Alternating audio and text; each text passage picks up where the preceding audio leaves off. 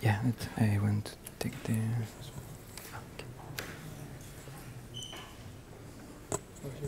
behind.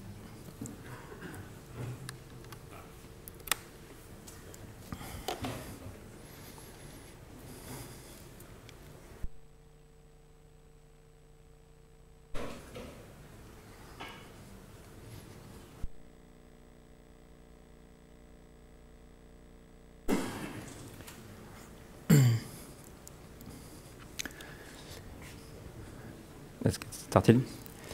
So, welcome everybody. I'm Gautier Hattenberger from the ENAC University, which is the French Civil Aviation University, and working for the UAV lab and the Computer Science Laboratory. And I'm going to present you the Paparazzi system, UAV system, and how we are using it for our scientific research. So I will present you the basics of the system, then the software architectures, the hardware solution that have been developed within Paparazzi, and one of the applications that we have for scientific research. Paparazzi is a pretty old UAV system, which is more than 10 years old, and it has been started as a personal project of two researchers of the ENAC. It was Pascal Brisset and Antoine Dorin in 2003. And in 2005, this UAV project has been supported officially by ENAC. And one of the most important point of Paparazzi, which aims at providing us complete software and hardware solutions to fly a low-cost mini and micro UAV, is that it is open source, both for software and hardware. And at that time, it was one of the first, especially at this level of complexity. And now, it is supported by a wide community that mainly come from academics. So, of course, ENAC, but also TU Delft as one of the major contributors of Paparazzi. We also have some individuals that goes from specialists in robotics, like engineer from the DLR, and some just enthusiast hobbyists that participate and develop Paparazzi. And we have a few companies that are building, selling, or developing boards. And so here are a few of them, and 1 bit square, you can get the address here. And we also know that a few companies are using Paparazzi as their autopilot to provide services for mapping and cartographic tasks. This open source aspect of the project is something very important. I think it's one of the key of the success of Paparazzi, and it has been followed and successfully followed by many other projects since, and we now have many open source UAV projects, and we are very proud to be one of the first to go in this direction. So, about the basics of Paparazzi now. It's the available platforms for the software are the historical Debian and Ubuntu that we support as package, so it's fairly easy to install and set up. You can also run on other Linux distribution, but it's a bit more tricky. And we support Mac OS X. So if you are interested to develop the Windows platform, you are welcome, of course. For the ground software, it's mostly written in OCaml. So as you may know, OCaml is a functional language developed by a French researcher in computer science, and it's based on functional programming and lambda calcul. Well, it's not the most used, but it's pretty efficient. And we also have C and Python code And you can even find some traces of Perl or MATLAB, Scilab, and whatever. For the airborne code, it's exclusively written in C currently. And yeah. As many UAV projects and many UAV systems, the system is divided into 3 layers. You have the airborne layers, the ground layer, and a communication layer between the two. We, of course, run on board all the processing, sensing, data fusion, control, basic navigation, at least. And we are communicating with the ground for the preparation of the mission, for the simulation, and for the tuning and monitoring of missions. And we can also set, of course, a safety link in case of failure. The Paparazzi system has been designed from the start to be multi-UAV. So we can run multiple UAVs connected with different links. It can be RF links or Wi-Fi or whatever. And if you look at the structure of the ground station, it's something modular based on middleware software, middleware called IMAV, which allows some elements to communicate between each other. So get the data or communicate with the airplane, gather all the data, log them, and display them in the graphical interface.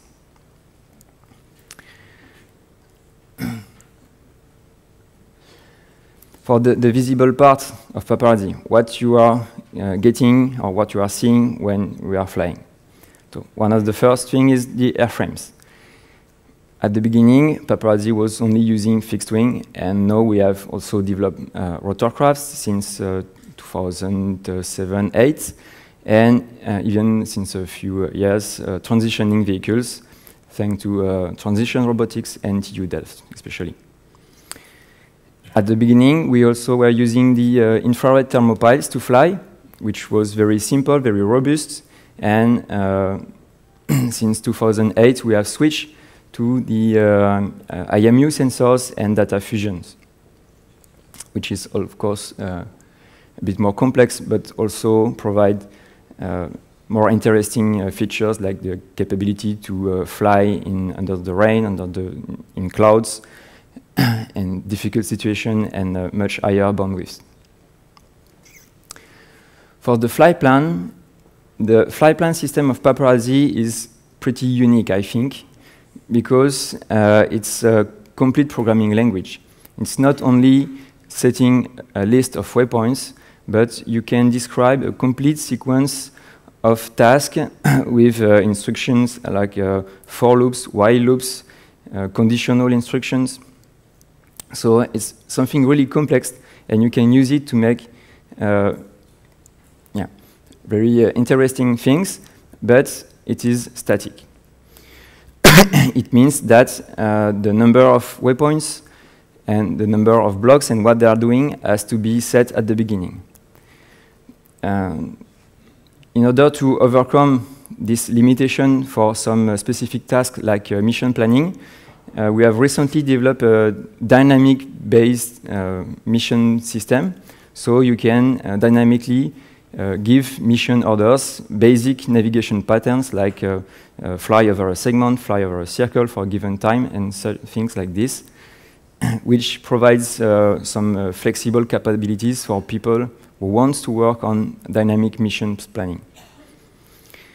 And finally, one of the most visible parts is, of course, the ground control station, known as the GCS. So here you have the ground station of Paparazzi, which is typically a 2D map of the area with the plane, the waypoints, the basic flying patterns. We have in the central part some information about the PFD, mission, etc. And one of the most interesting and useful is the strip, which is a synthetic view of all the important parameters, flight parameters of the UAV. So that allows the operator to get rapidly information about the flight and to have rapid interactions through a bunch of shortcuts here. And this strip has been developed based on the air traffic controller strip. Most of the people using this GCS are usually saying that it's pretty functional, robust, and ugly, which is part true. It is robust. And if you really want fancy stuff, we now have a GCS application for Android called Paparazzi Android. So the idea is that it can work as a remote control of the GCS. So you can run here one of the agents on the middleware called App Server, and then you can connect your Android device and have basic control at the flight plan level. So you can change blocks, you can move waypoints, you can change the altitude, and finally you have enough control to perform standard flights if you don't need to tune your aircraft or to develop things. Using this remote interface is enough for normal operation. And this has been developed during a scientific project to decrease the workload between the safety operator, and the safety pilots, so they don't have to communicate too much to know what's going on. For the airborne software architecture, this functional diagram is actually not completely true. Some parts are missing, but you can see that here we have splitted the system into several subsystems with the data acquisition, sending information through a kind of internal middleware to the estimation filters, INS or AHRS, that updates the state interface, and the state of the plane can be used here for the control, navigation, guidance, and control, and that sets at the end the output, the servo, and the position of the actuators of the plane. And all of this can be configured through several XML files that describe the airframe and the different elements, the servos, etc. You can also define which message you want and at which frequency. You can describe your flight plan and other things. So what can you find currently in Paparazzi?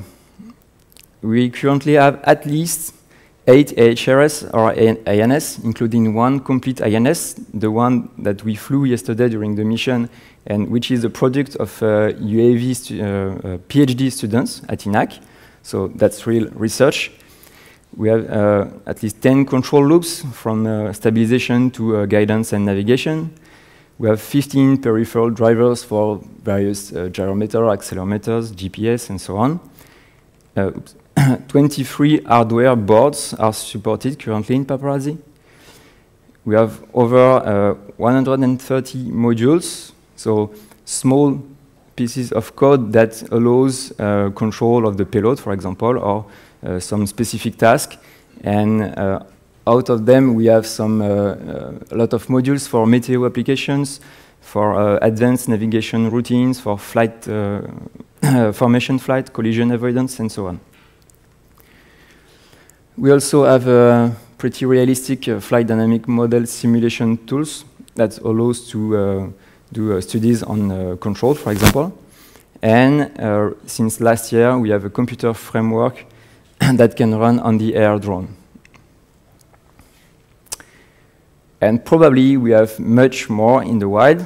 So for people using Paparazzi, please do not hesitate to use pull requests from GitHub so you can share your code and everybody can benefit.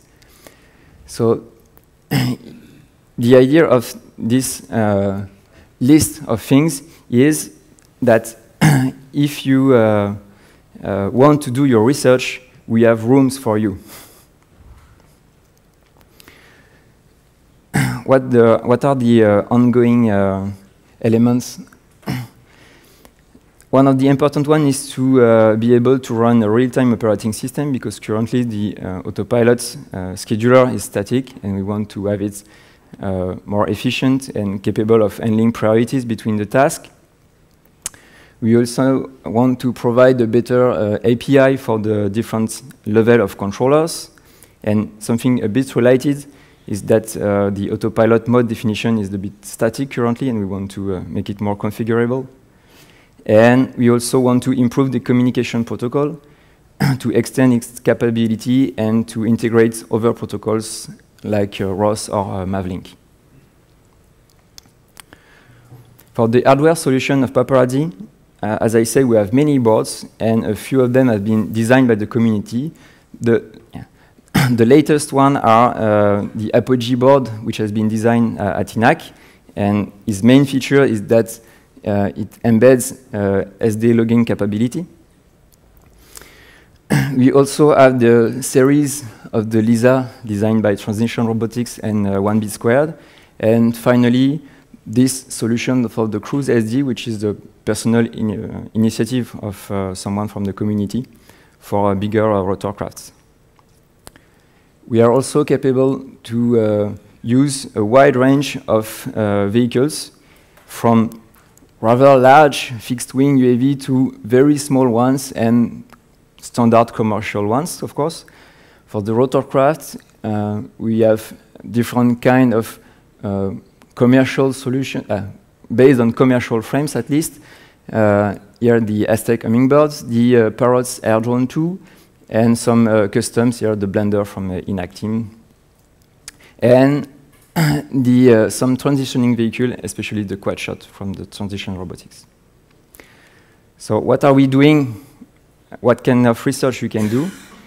For us, it's one of the most important ones recently is the meteorological application based on the success of the SUMO, the Small Unmanned Observer, meteorological observer, operated on a regular basis by the Geophysical Institute of Bergen since 2007. And we are working with the Météo France, the French Meteorological Agency, to analyze fog and cloud events in a multi-UAV system. So during this project, we have developed the Apogee board and a few other things to be able to log all the data coming from the meteorological sensors. And as a side note, we also developed a new airframe to improve the quality of the flights and the performance of the measurements. As a conclusion, I have presented a few things about Paparazzi. Some are new, some are old, and we are trying to get better and better and to advance step by step, and we will release a new stable version in a few days, hopefully. We are also moving to new hardwares, like the STM-F4, the Android devices, and the Air Drone 2, and maybe the Bebop next. You have many possibilities for your applications. You can be academic, you can be commercial, or just for fun. All these kind of people are using Paparazzi. And as a conclusion, that's a community work. So I really would like to thank all the people that helped to develop and to support Paparazzi over the year. So thank you very much.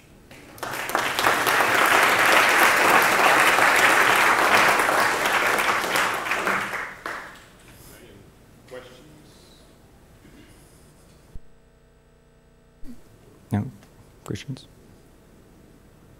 Okay. Okay. For Paparazzi, for integration of new sensor data or input-output from it, can you go through a little describing how that would occur for being able to more functionality to it, how that would be implemented? So your question is if you need to implement support of a new device or new sensor or new algorithms, what is the normal workflow? So depending on the level, you will be able to reuse part of the drivers already existing. So we have split the code into the handling of peripherals, the handling of the AHRS, INS, GPS parts. So all of them are into subsystems, and the related makefile, so the description of which part of the code should be compiled, is placed in a configuration folder. So if you want to make, for example, a new AHRS, then you will create new files in the AHRS subsystem folders that has to comply with the general AHRS interface. Then you will tell the system which file you want to compile to run it. And when you set your airframe, so it's an XML file, and when you load the subsystem AHRS, you just choose your new type of AHRS, and that's the one that will be compiled and used in Paparazzi. Time for one more if there is, running kind of at the edge here. I have one question. Yeah. If you look at the future of Paparazzi, where do you think you can get the most benefit in the future? Is it the software side, improvements in software, or in the hardware side? So your question is if we should, or the biggest improvements will come from the software or the hardware? Of course, I think from both.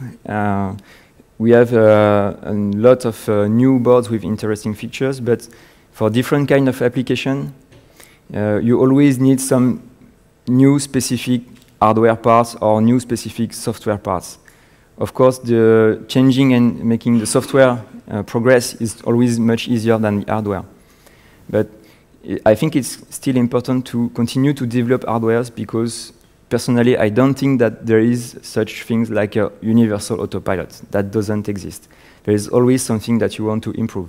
And we need something like the Lisa S, which has a size of a nail, but we also need bigger ones on bigger planes with easy connectivity where you just get it, plug your servos, your RC receivers, put it on the frame, and that's it. So it all depends on what you want to do, and we need all of that, and it mainly depends on what people are using Paparazzi for and what are the projects. Yeah. In model aircraft competitions, yeah. There's a big request on accurate positioning systems that are very good. In fact, there are many classes where you fly a certain course, you have to turn at a base and return, etc. Sometimes very fast, 300 kilometers an hour, and you want an accuracy of not more than 1 meter. Mm-hmm. When do you think systems like Paparazzi, maybe with the base station to improve it, could help in such? Okay, so your question is what do we need in Paparazzi to be able to fly very fast aircraft in very extreme and precise trajectories? So to be able to achieve such things, you need both very accurate estimation and fast estimation and a very accurate control. Currently, the control, we have a lot of different types of control, but that's not always the best part, I agree. But for the estimation part, we are starting to get very interesting filters, and especially the one that we developed during this, my PhD students, and that we use during the competition, is capable of running at the full position estimation at 200 Hertz on the Parrot, for example. So based on this, if you have a platform which is efficient for its actuators, probably you can achieve a much more precise trajectory following stuff. Is it enough? Okay.